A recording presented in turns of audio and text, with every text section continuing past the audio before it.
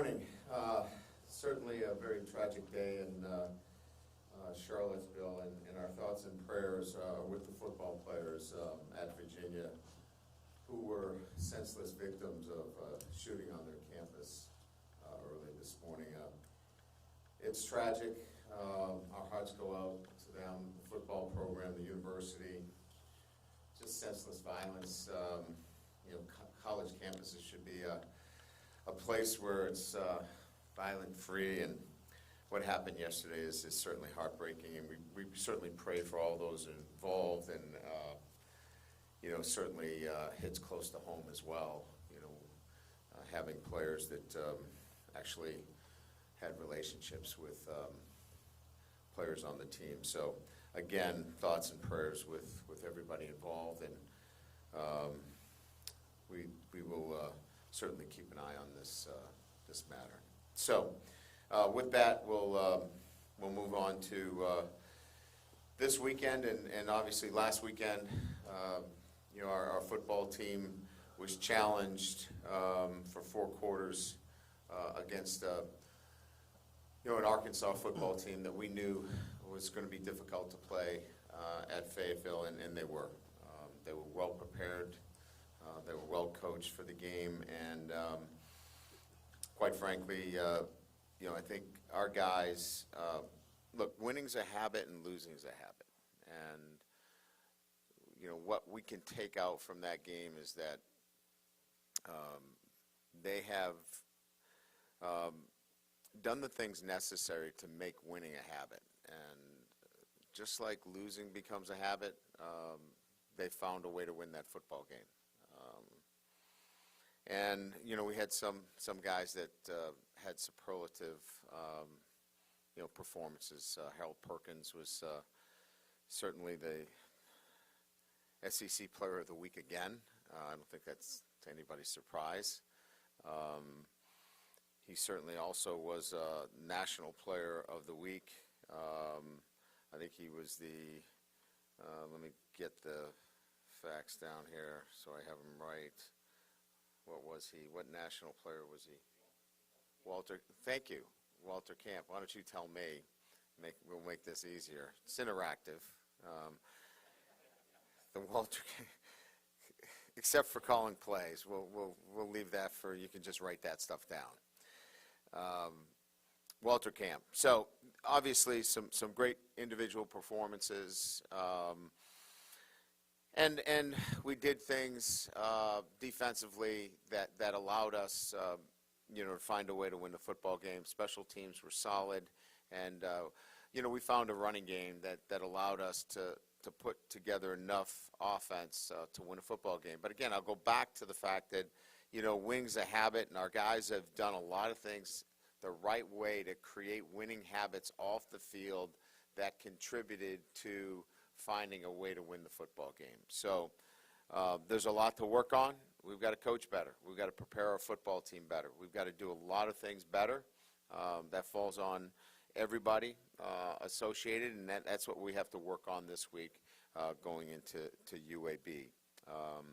A lot of this will be about our improvement, our preparation, how we get ready to look, if we just get 1% better this week, we'll be a better football team, and that will be our focus. This is a really good football team that we're playing in UAB. As I segue into this weekend's game, it's Senior Day at LSU. We'll have 17 seniors that we'll be honoring. 13 of them have already earned their college degree. Obviously our mission is to graduate champions, and we'll be able to live up to that creed. So kickoff 8 o'clock, a later start for our guys, but they'll certainly go through a similar routine that we've had throughout the year. As I mentioned, last home game at Tiger Stadium, and playing a UAB team that and first-year head coach Brian Vincent, who's taken over, he had been the OC.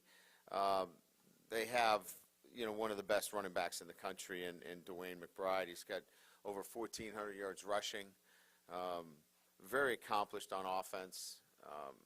I think from an overview, what I would say is a very mature team. This is made up of fifth-year seniors. There's a number of sixth-year players on this team. So this is a mature veteran football team that has a very good offensive structure. This is a team that knows what they want to do. They want to run the inside-outside zone play. They want to be play-action pass. Defensively, they're in a 3-down, 4-down structure. It's a well-coached football team. And it's a team that, quite frankly, is better than its record. They've had 3 or 4 losses that could easily be wins, and this could be one of the top teams in the non-Power 5 that would be coming into Tiger Stadium. So this is a challenge. This is a really good challenge for our football team, and we'll have to play well in Tiger Stadium against a really veteran football team. And again, led by Hopkins. Defensively, very productive linebackers in Wilder and Taylor. And again, I think what stands out to me is their run game, their play action pass, and then defensively their ability to move into 3-down, 4-down looks and be multiple. So, again, this is going to be a lot about, our football team being better prepared and then flipping the switch into, better performance on Saturday. So, all you guys. About just getting 1% better, specifically on the offensive side. After having 3 really good weeks, just kind of what do you want to address on that side of the ball after maybe not playing the way you had against Arkansas? Yeah, so we were defended quite well, and so I think part of this is understanding what adjustments that we have to make when teams are looking to defend things that have been really good for us. So, we've got to make some adjustments. We've got to look at how we're doing things and be, I think, one step ahead, from that perspective. And have some adjustments, do some things that allow us to be effective at what we're good at. And quite frankly, our preparation has to be better. We've got to coach better. And I'll put a lot of that on myself in terms of preparing our football team, in particular on the offensive side of the ball. Coach, outside of Harold Perkins, how much has the flu impacted the team? Do you have some other guys that have caught it, or? Yeah, I mean, it's been fairly pervasive, throughout the program. I think we've managed it the best we can. But yeah, it's around. I don't know that it had anything to do with our performance on Saturday. We just, we're dealing with it on a day-to-day basis.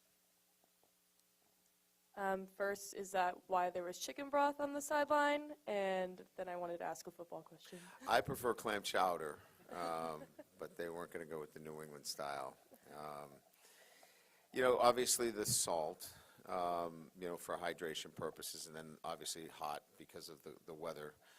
So a combination, Dr. Frakes had put together that with a couple of other elixirs. I think he could have sold it at the State Fair and made a little bit of money as the LSU way of getting you better in the second half. But no, I think all of them had some form of, nutrients that were needed for the guys at that particular time.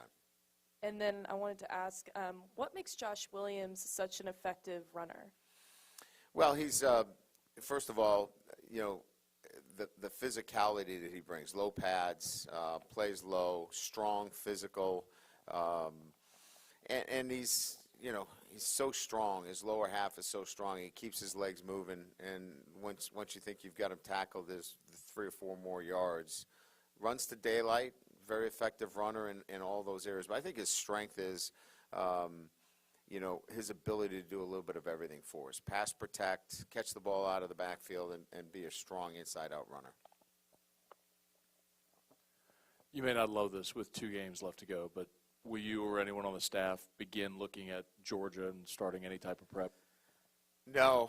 I mean, I think we'll have plenty of time, to get information on Georgia. And we're pretty much aware of, Georgia and who they are and what they're about.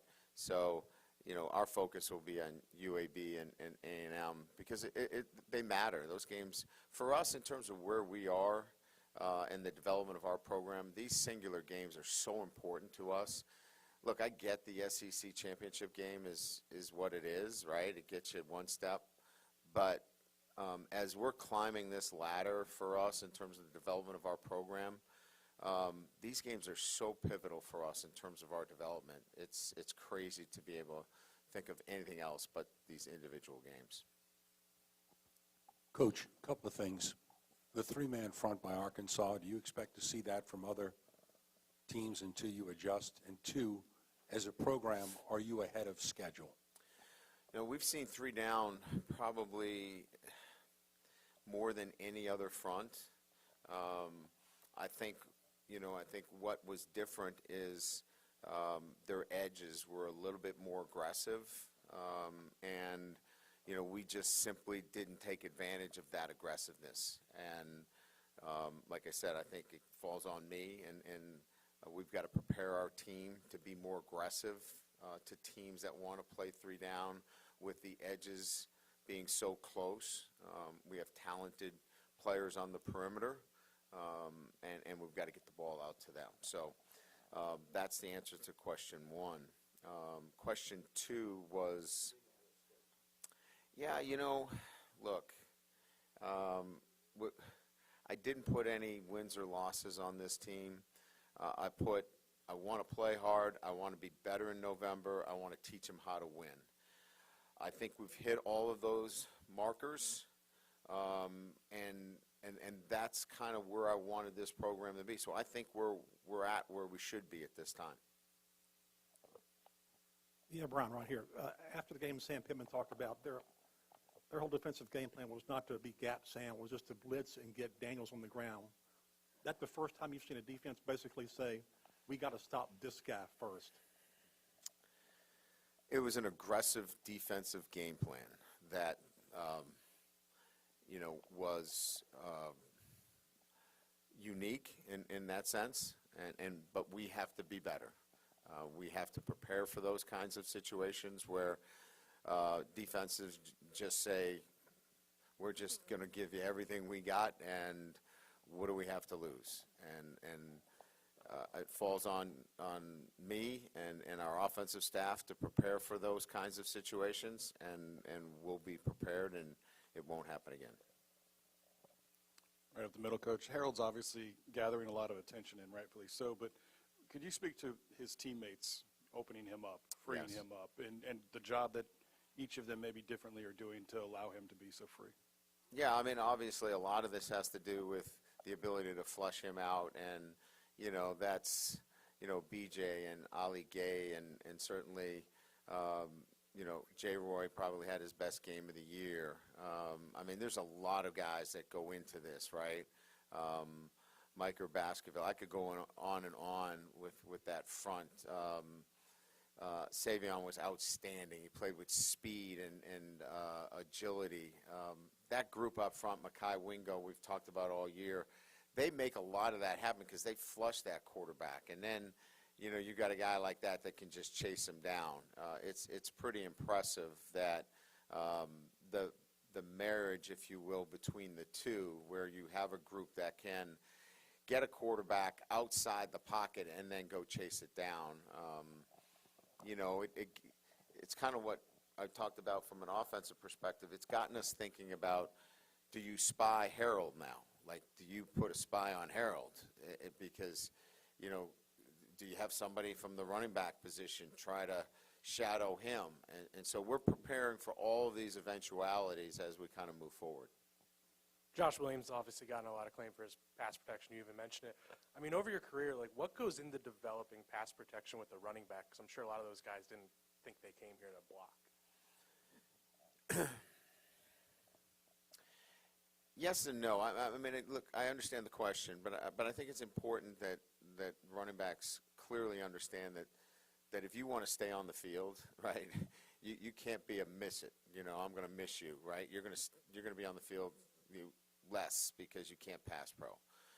But what I think makes a really good, first of all, you've got to want to do it, right? You've got to have the technique. But more importantly, it's the ability to read and recognize defenses. most backs go what we call coast to coast. They start on one side, and then if their read doesn't show, they have to go all the way across and then read the other side. And that's a lot. And so most backs have to be able to do that. And it requires a lot of film study. Coach Wilson has to spend a lot of time with those backs, and they have to watch a lot of film and pick up a lot of different blitzes. And so football intelligence is really important at that position. So in recruiting, we have to make sure that backs have that ability to do it. And Josh is one of them that has a high football IQ. Coach, when you were building this roster in the offseason, I think you said, we want guys that want to be here as a big priority to the transfer portal and all that. Obviously, they have to have talent and know how to play, but how much is team chemistry and the fact that they seem to be a real tight-knit group played in your success this year? It's huge. I mean, I don't know that I've ever had a really good football team that didn't like each other. Now, there's going to be a couple of guys here and there that, I'm sure I rub you guys the wrong way. I mean, it's like everybody's going to have a couple of guys like that, but generally speaking, they like each other. And I think it starts because everybody's held accountable to the same level. Like, the best player doesn't get special treatment. Everybody gets treated the same way. And I think when you start with that premise, everybody knows that they're all pulling the same way. And that gradually they start to get closer and closer as a group. And that began in January, and I think it's just kind of been able to build along the way. And they enjoy being around each other. They enjoy the road trips. They enjoy being on the plane. They enjoy being on the bus and in the hotel together. And you can sense that and you can feel it. It's a fun group to be around. Hey, Coach, was that Greg Pinn's best game this year? And then how far along is the linebacker group from camp in week one? I guess specifically Baskerville and Penn and Perkins. It was easily Greg Penn's best game. Now, we challenged him. Because, as you know, Tolan's on his heels, right? He's coming on. He's making progress. He's doing some really good things. And Greg can feel that. And I love the way he responded to that challenge. He played his best game. He played with physicality. He played with great instincts. And that's what we expect out of him. I think he's got to have a great offseason, which he will in the weight room.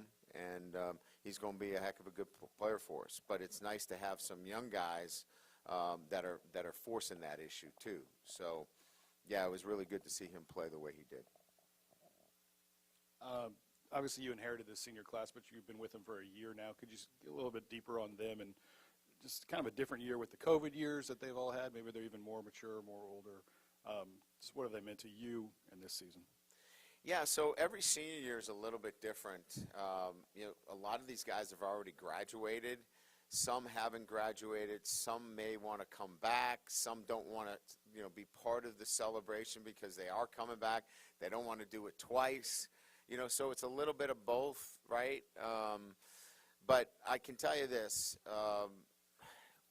What stands out are the stories like Micah Baskerville, who, when I got here, everybody was like, well, he doesn't go to class, he doesn't do this, he doesn't do that, and he's been amazing.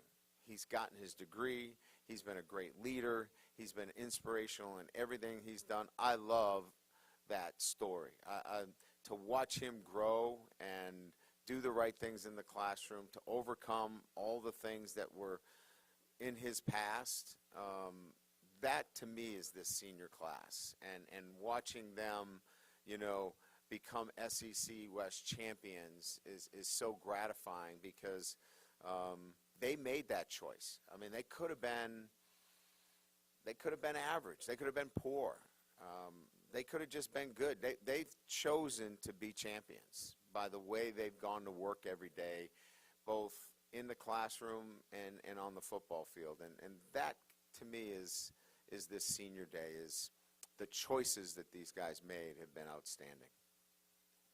Yeah, Brian, following up actually on Micah, was it for him the key, because he had some playing time earlier in his career, but was the key kind of doing all those things off the field in order to actually kind of flourish the way that he has this year and rise back up the depth chart?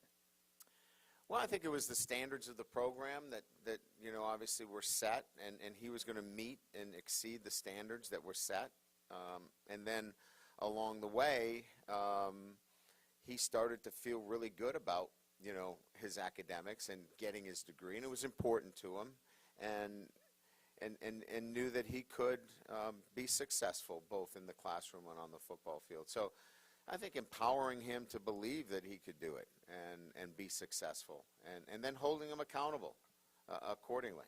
And so we gave him the belief and the trust that once he was able to get those things accomplished, he would be a center point in terms of what we did defensively. Good? Is that it? One more? Someone else have the mic. You mentioned Tolan.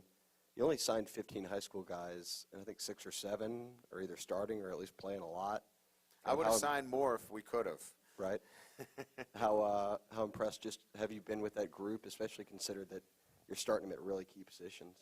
Yeah, that freshman class has obviously been a huge piece of this SEC West championship team, right? You've got 2 starting tackles, you've got a tight end, you've got Harold Perkins, you've got Tolan, you've got a number of guys that are playing in roles that are helping us in so many different ways, from, Dybert kicking the ball into the back of the end zone on a regular basis. You just go through the roster. That freshman class has been very impactful. Just quick personal updates. Brian Thomas, John Emery, how are they doing? Then also Garrett obviously seemed available but didn't play. What was sort of the reason behind that? Brian Thomas should be. Well, I'll know this afternoon, but he went through the next step in the concussion protocol. He was in a concussion protocol from practice. He did very well. We're hopeful that if everything goes well today, that he will be in non-contact tomorrow, and then obviously continues to move into contact on Wednesday. The next one was John Emery, fine, just a bruise. Hey, Coach. One of the unsung heroes this season has been Damian Ramos. What sort of growth have you seen from him this year? I just think consistency has been, like, when we talk about his growth, we brought him in halfway through camp, right? And so his growth has been so meteor. I mean, it's been a meteor, right? He's gone from not being here to he takes over the starting position. And then I think just consistency. And I think that's kind of pretty big for a kicker, right? Just to be consistent week in and week out. I've really liked his progress. Just, every day comes with the same kind of mindset. And he works on any of the things that, that have been an issue, right? If he misses from a particular hash, he's going over and working on that particular skill set. He's very organized, very thoughtful, very intentional in everything that he does. Thank you.